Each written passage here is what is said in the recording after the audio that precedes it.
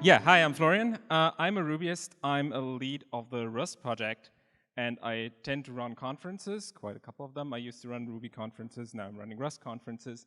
But it kind of points to the problem, I know almost nothing about Clojure. So I need to speak about something else. I do happen to have a hobby, and that's archery, and that kind of works like Clojure, like we also use these bendy things. So I thought that might be interesting. First of all, if you're interested in doing an old hobby that's probably older than knitting, archery is old.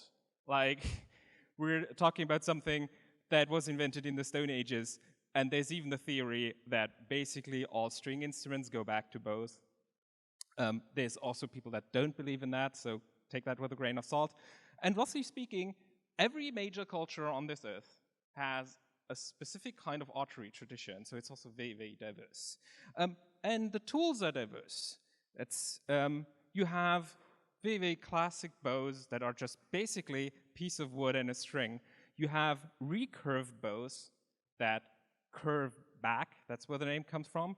You have British longbows, that's the one in the middle, which are non-recurved, but very long. And you can combine that. The fourth one is a Japanese longbow, which goes up to 2.30 meters and is recurved and long. And then you have the very technical ones. If you watch the Olympics, where basically you need to assemble 500 pieces before you can even start doing what you want to do. One important thing to take away from this lightning talk, from now on, please call the bracket bracket, and the other ones recurve brackets.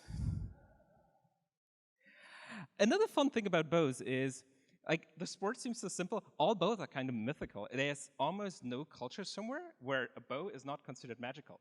You can even see that in Hollywood and nerd culture. Like, someone can have a shotgun or something, but the guy with the bow wins.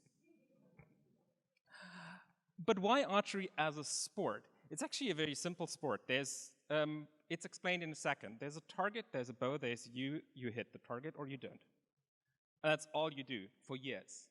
One thing that I found interesting as a programmer going into that is it's basically concentration without thought. You need to concentrate a lot on what you're doing, but it has nothing to do with solving an actual problem. And that's a very interesting relief of what compared to what I do in the office. And it's a very good brain checkup. If you overloaded your brain, probably your archer is going to be shit. It's a detailed full-body sport. If you have never experienced it, you would probably consider that a sport that you do with your arms.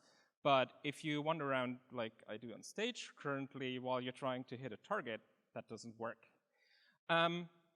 It requires you to build back muscles and release upper body tension, which we tend to have if we sit a lot. And it's more about muscle tension than speed. If you're not interested in speedy sports, this is probably for you, except in the moment that you actually release. It is also combinable. So for example, if you like horse riding, you can combine those two. You can do it inside and outside. And the whole culture part is optional, but you can opt into if you want to. It is very, very varied. You can go from highly technical, Olympical recurve archery to free form where you don't actually aim through a sight or something. And it's an equipment sport. So you can tinker away. You can basically build all your equipment yourself if you want to. You can also buy it if you don't. So also choose your own adventure sport. It's an individual sport, so you don't need to do it together with others, but you can, and that also means you can move at your own speed. You don't need to compete, but you can compete, and all of these things. The community itself is also pretty interesting because all of these different archery techniques basically build their own communities. You can practice it together or alone. I just said that from in closed groups or in more loosely knit groups.